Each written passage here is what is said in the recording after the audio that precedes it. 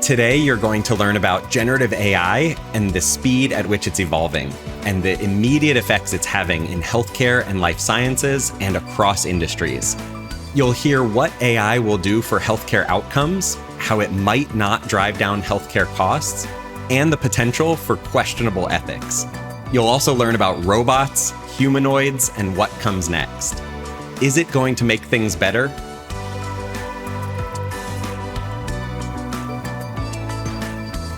We disagree on the quality of food in Italy, but we do agree on the important role technology will play in a healthier future. I'm Alex Maiersperger, host of the Health Pulse podcast. Today, we're joined by one of my favorite leaders, coworkers, and Italian friends, Marinela Profi, AI product strategy advisor here at SAS. Welcome, Marinela. Hi, Alex. Well, I should say ciao, Alex. Thank you for having me in your podcast. I'm so excited to be here. Oh, so excited to get to ask an AI product strategy advisor all of my AI questions. AI has been around for a while, and generative AI is relatively new in comparison. But if you asked a random member of society, my guess is they would probably tell you that AI is GenAI. AI to the non-technical person is essentially a chatbot. That's what you'd think. What is the distinction between AI and GenAI, or are you going to tell me that they're the same thing? I'm going to tell you those are two sides of the same coin. Let's put it that way. So generative AI is essentially just a subcategory of AI. So it's not new algorithms have been invented. It's just the same algorithms that we have been used in AI for decades applied to much larger data sets. We have billions and trillions of data today available and using much more computing power. So that's it. And the only main purposes of generative AI, which is different from AI, is to generate new content. So it learns from all this huge amount of data taken from every kind of source. Think of, it could be code, it could be video, images, audios, 3D systems. It just consolidates all that knowledge into one single artificial brain. And then based on a human prompt or voice command, it generates something. And again, that something could be image, video, audio, text, code, 3D systems, etc. So main takeaway is essentially is a subcategory of artificial intelligence to generate new content.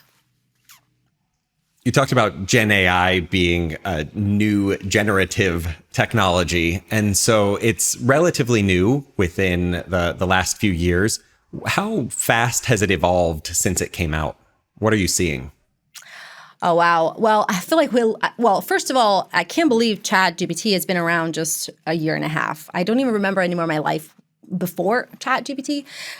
So it's brought, it was this explosion where everyone we passed from one day where we never heard about it, and then the other day, everybody was talking about it. And today it's literally just part of, many people's life. But I think that there has been a lot going on. Like there has been so much innovation on, I would say, probably on a daily basis at this point. I have, one thing that I love is, for example, if we look back at, a year or so ago, the wow moment was literally the image generation, right? You can still ask DALL-E or GPT to generate some images. But then we passed into the conversational experience. Like you can see here an example of uploading the image of a bike into ChatGPT. I'm using GPT-4 version here and asking to solve a problem, lowering the seat in this case. You upload the user manual, you upload your toolbox because you have no idea which tool to use or you don't want to read all the user manual. And so the ChatGPT is actually going to tell you, here's the tool from your toolbox that you need for this specific problem, and here's a piece of information from your user manual that you need to apply to solve the specific problem. And so we entered into this more conversational interaction with experience with these tools that is not just text-based, but also image-based, etc. And then a couple of months ago, we moved into video generation. Videos that are generated completely by AI. Nobody recording them. There was no one with a camera recording it. It's just generated by AI. So a human typing a prompt, and these so realistic videos are generated. And then literally like a couple of weeks ago, we had NVIDIA that announced their project Groot, which is essentially humanoids. So, humanoids designed to understand our language and emulate movements by observing human actions and quickly learning things like coordination, other skills in order to navigate, adapt, and interact with the real world. And so this is just a quick example to show you how much things have evolved. And even 18 hours ago, Apple announced that they are investing into home robots. So a lot has changed. It's just so exciting to be in this world, and sometimes also overwhelming, obviously, right? I can understand people that are like, high challenge to keep up with all of this. We went from fixing the bike seat to robots who are bigger and stronger than us real quick. Help me understand a little bit of the hype then. Large language models and Gen AI helped you solve the distinct problem on the bike. And so uploading the user manual, getting that problem. Are they going to solve all of our problems? Is that a true or false statement? That it's no. That's a short answer. They're not going to solve all our problems. Well, when from a personal, individual perspective, the systems obviously are going to accelerate a lot of our daily tasks. Like even people that have no idea what AI is, they are going to interact with AI without even knowing it. Like, for example, my mom just takes a picture of her house, uploads it in this app, as she calls her, and it generates design advices for her living room. That's generative AI. She has no idea. She's like, oh, this is so cool, but like she's actually using generative AI, and so that's from a personal standpoint, like from an individual standpoint. When it comes to business organizations, right, implementing this technology to solve business tasks, accelerate business productivity, that is where a whole new world opens. And let me tell you, like just in the past year and a half, talking to customers, talking to partners here at SAS, if there is one thing that I've learned is that LLMs do not solve business tasks. They do not. Just taking ChatGPT and giving to a bunch of your employees is not going to bring you much value in the medium, long term. You need people, you need developers, you need engineers, and you need systems that integrate, govern, orchestrate these huge models, and most importantly, help you to explain how they generate these results. Are those accurate? Like we hear a lot about hallucinations, right? Like the lack of accuracy of information. Like in fact, if you go on ChatGPT, there is a disclaimer, like it can generate nonsensical, not accurate results. I wish some humans came with that disclaimer, but so that really means that in a business context, these LLMs are going to need more capabilities to actually deliver business values. And there is research and data that are already showing that organizations, in fact, are struggling mainly with four things. Number one is unproven ROI, so the ability to really measure the benefit that they're getting out of this investments, out of this usage of these large language models.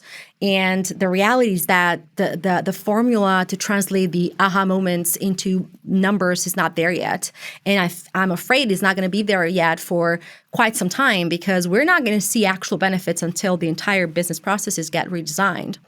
And then another challenge is data, right? Data privacy, data security, hallucinations. And then the third is technology. So systems in place to actually govern and implement these. So, and then the fourth is talent. So even though these systems are so smart, and sometimes could argue even smarter than us in doing some things, right? You still need to be able to know how to use them. I love a recent tweet by one of the co-founders of OpenAI that says the coolest, more programming language is going to become English, right? So that basically means that that doesn't mean that we need to know how to code any programming language anymore. It just means that the skills in knowing how to ask something to these tools are really going to become key in order for us to use them at their best. Sounds like I'll be needing to brush up on my English. Well, me for sure. For sure. My Italian English. So it sounded like we're not getting my hope and vision of all of our problems getting solved, but there's certainly some problems that are getting solved. And maybe the length of time that we'll be able to measure sort of what's getting solved will improve, and we'll be able to see some immediate returns. Yep. It's often said that healthcare and life sciences are, from a technology standpoint, 10 to 20 years behind some of the other industries. Clearly, some of the most pressing challenges that we have are in healthcare and life sciences. It's so human to have care needs and to go through the mortal experience that we all go through. In this AI revolution, I'd love to hear your cross-border, cross-industry expertise of where you see AI really making a difference right now.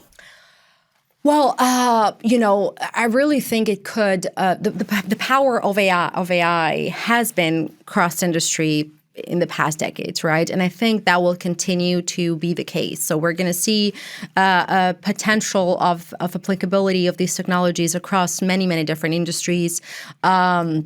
For sure. There are a couple of industries that I'm mostly, more excited about. And one of them is healthcare. AI, generative AI has really the power to, I think, accelerate and help doctors or physicians or healthcare providers or whoever works in the healthcare space to accelerate their tasks. I can give you some use cases that I'm excited about. The first one is, for example, this collaboration that we did with the University of Cambridge, where you use computer vision models to essentially, for kidney transplant. So kidney transplant is a really, really manual process. And especially when somebody needs a kidney transplant, the doctor has to manually identify which kidney is for which patient.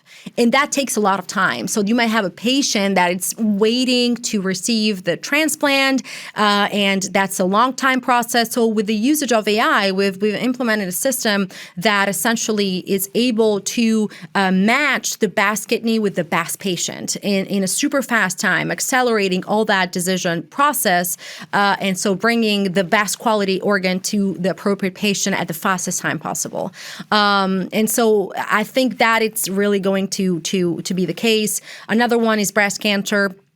I'm sure I'm speaking for all women here that one of the, issues, and sometimes this is actually like something that we don't speak enough about, I think, women's breasts, sometimes the majority of the cases are very dense. And so if you go, on the search engines, you can see that there are researches that prove that a high percentage of women, traditional systems or just a human eye is not able to see the cancer in highly dense breasts because of the characteristics of the breast itself. And so what happens is that with the leverage and the usage of artificial intelligence, you can improve the accuracy of the systems to, of the mammograms. We're either hearing now mammograms in 4D. And so that are able to detect and have a higher accuracy in detecting breast cancer in this case, right? But the applicability could be broader in the healthcare system. Other use cases, financial institutions, fraudulent transactions, and all the fraud space, I think, has huge opportunities. Just getting a little bit out of the healthcare world for example, detecting fraudulent transaction, the ability. You're probably asking, how do you use generative AI there? Like, it's a fraud, or it's not a fraud, right? Like, you either detect it or it's a detection problem. It's not a generative AI problem, right? But the reality is that fraudulent transactions are actually less in quantity than non-fraudulent transactions. And so it's really hard to train a system, an artificial system, to be really good in detecting something for which we have scarcity in our data as of today. And so the way that generative AI helps is that you can use your few real-world data that you have of fraudulent transactions to generate synthetic data. So the field of synthetic data generation has become really important in the past. I would say probably a couple of years, especially with the era of large language models that we're entering, where you really need to feed high quality data to these systems to be able to get something accurate. Synthetic generated data are a great technique to be able to address some of those challenges in data, whether it is biased, whether it is we don't have enough data, or we have private data that we cannot use for analysis. This is a field, as you can tell, probably I'm really passionate about, and at SAS we're investing a lot in this. We are recently launching our new SAS, solution for generating synthetic data. And so I am really excited about, and we've had already some customers using it with great results. And so this is just a couple of examples where generative AI and AI in general can bring value, but there are so many others as well. I really liked how you talked about the healthcare outcomes. And so you have better testing, better diagnostics. You're able to see things that from a computer perspective that maybe a human can't. And so you're getting a better outcome for someone. Yeah. How about the cost side? You mentioned governance, data, maybe you have to buy data or you have to generate data. You mentioned people, all of the processes. Is AI going to solve the cost side in healthcare, or will the expense of building and maintaining all this new technology add up to the same or more than where we're at today? All right. Well, I'm going to give you an answer that probably you might not like, or people that are watching us might not like, but we might get to a point where we're actually, unfortunately, already seeing some cases where some institutions are charging more to get for patient if they want to have the result that was validated or generated by artificial intelligence, because supposedly is more accurate, right? So we're seeing some of those situations where as a professional, I wouldn't be honest if I say no, we're not going to see an increase in cost. I mean, as obviously this technology is expensive, so we're putting money into implementing this technology. Health institutions are going to put money in implementing this technology, and so there has to be some kind of return on investment, right? But the thing is that who is going to fill that gap? Should it be the government? Should it be the patient? Those are all conversations what I would really love to see where authorities and where decision makers are going to convey at a final result. But I would not be surprised if we see upcharging or costs being charged to someone to have more to be able to leverage have access to some more AI generated results. Now, disclaimer, not always something that is generated by AI is more accurate. Like, I think that a best practice for healthcare system to start to consider is adding some sort of disclaimer to all the results that are generated by AI. Something like, hey, I am predicting that you might have breast cancer in 10 years, but here is the accuracy of this. This is accurate at 85%. Up to you as a patient, as a human, to decide if you want to take any next step or not. So I think that it's going to be, somewhere where you still can ensure that the patient is part of that human in the loop feedback that has to remain there, right? I don't see a world where humans are going to be left out of this, and healthcare specifically shouldn't be one of them. That definitely gets into the ethics of all of this. So we've talked about the quality and then the cost. How about just the ethics of this? Is this going to make some of the disparities that we see in healthcare worse? Is this like a box that we should have kept closed that now is opened? Well, ethic is a big is I always say that there are some top priorities when we talk about generative AI that enterprises are going to face, right? That are going to have to deal with, and ethics and bias is definitely one of them. So obviously, these computers didn't just grow out a brain out of themselves. They are trained from us, and us as humans, we have bias. We like it or not, we naturally, inherently have bias. And so we transfer some of that bias that we naturally have into these systems. And so it's going to be really, really important to have systems in place that are able to detect that bias. Absolutely. We have seen with the past decades of AI, many incidents happening. Actually, let me show you this. I think you're going to like this. There is actually an entire incident database out there that shows all the incidents that happen on a daily basis or on a regular basis with AI. And everybody can just see it, right? Like you go on incidentdatabase.ai, and you can see like a list of some of the incidents that have been created by artificial intelligence worldwide. And there are some really wild examples that can be created. Some of them are really, really bad and sad and things that we really need to make sure, how do we stop it, right? A few examples that I like to bring on is a man that was crushed to death by a robot that mistook him for a box of vegetables in South Korea.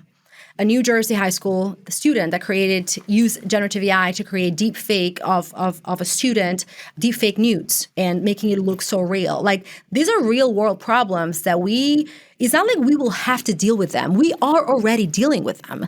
And so this incident database is a collection of it. And what I did, just because I like to play with data, I basically downloaded all the results and projected them into a graph. And you could see how from 2013, 14, there's been an exponential increase of these incidents happening. And we could say with a certain level of degree that it could be associated because all the deep learning algorithms, computer vision, that's when they started to really become popular. It was 2013, 2014. So there has been an exponential increase. And now with large language models, the potential for that to really going out of hand are high.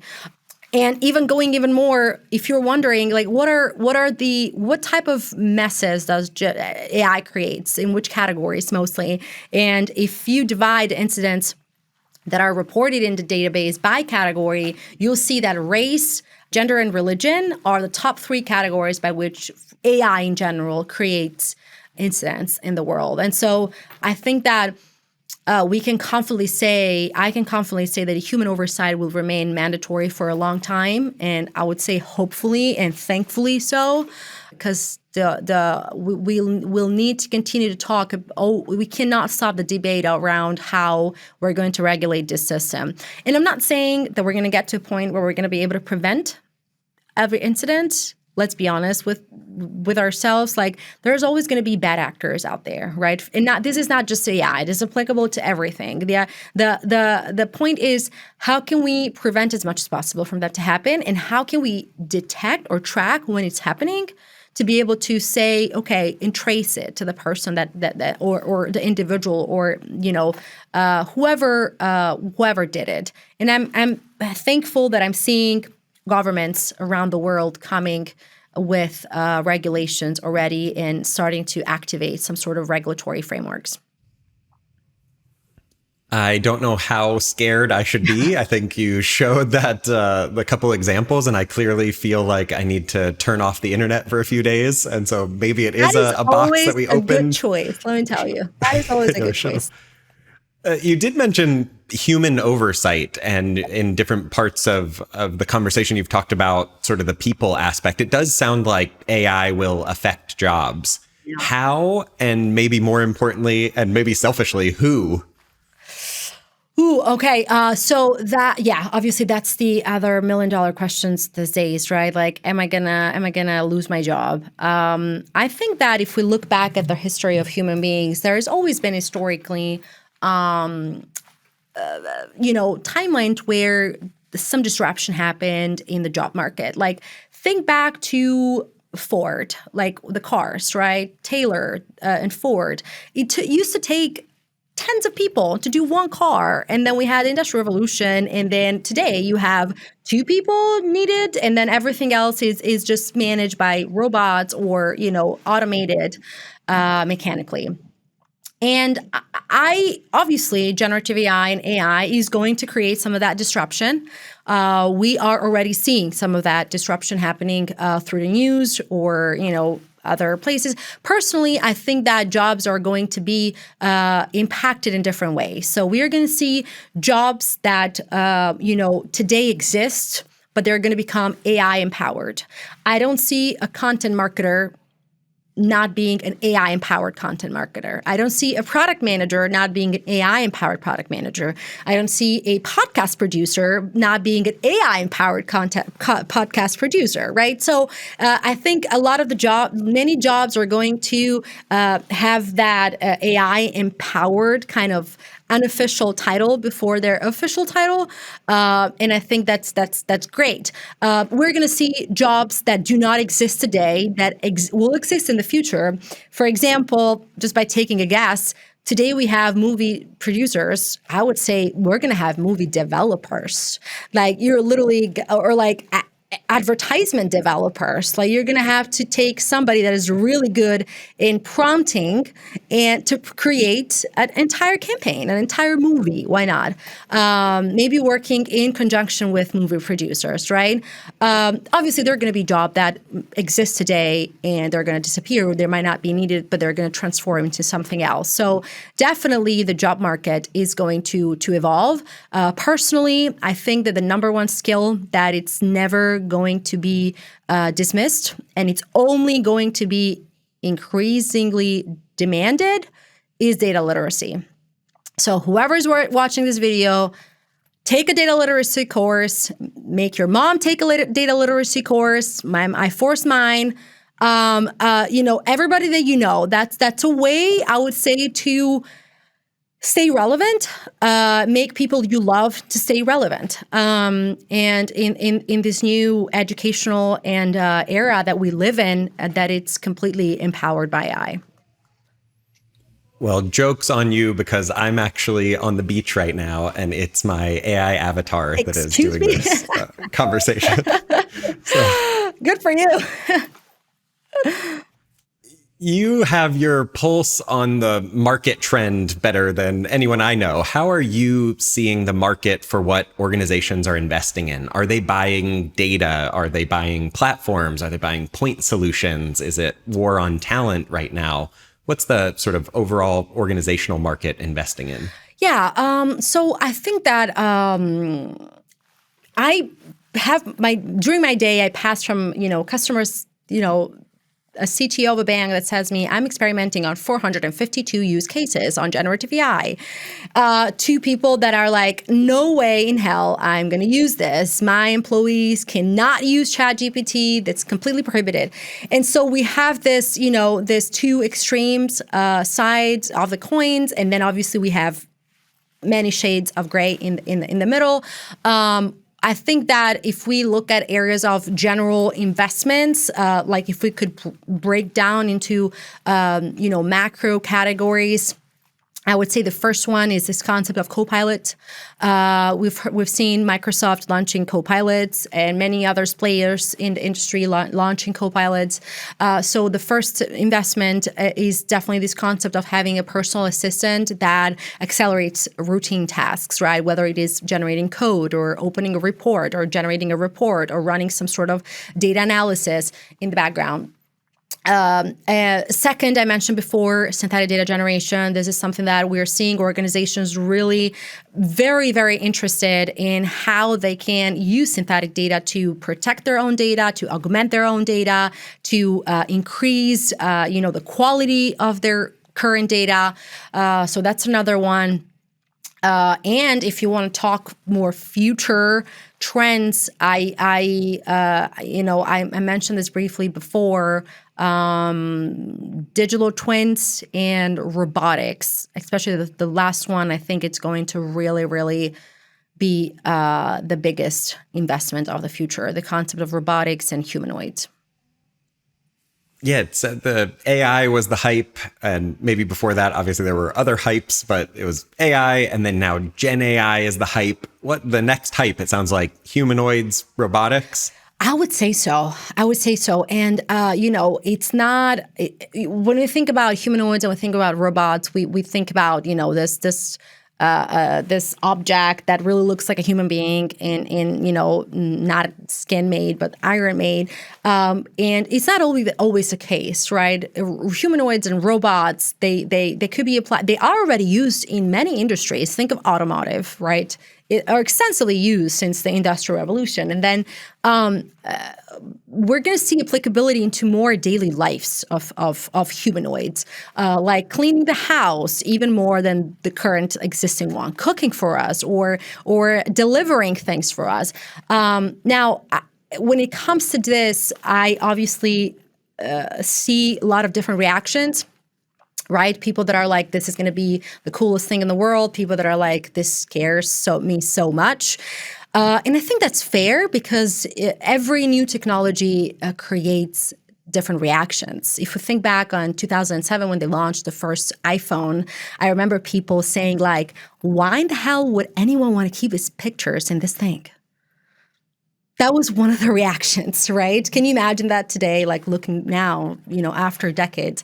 And so it's fair that people are scared. Personally, the way I see it, right, just my personal opinion, obviously, I think similarly, I think humanoids are going to be, I see it as in the same way humans have leveraged animals in our existence to help us, to give us company, to do things like, horses to ride or to move as a mean of transportation, or, cows for milk and others for food, and to do things for us or give us company. Again, I think it's going to, animals have not replaced humans. Like, we've found a way to live in the world together and help each other. And I think that humanoids are just going to be that next a breed that we're going to have to learn how to live with in this world at our service. So, yeah. Pretty exciting. Marinela, this was so fun. I have learned so much. I'm convinced that our listeners or viewers, there's at least one of them that will have learned so much about AI and Gen AI today that they will be selling a course as an AI expert because of your conversation. So thank you again so much for joining the Health Pulse podcast today. Thank you, Alex. Thanks, everyone, for watching. Ciao. And to the listeners and viewers, you could spend your time anywhere. Thank you so much for spending a little bit of that time with us. If you'd like to be a guest or to join the conversation, please leave us a comment down below or reach out to us directly, the Health Pulse podcast @sas.com. We're rooting for you always.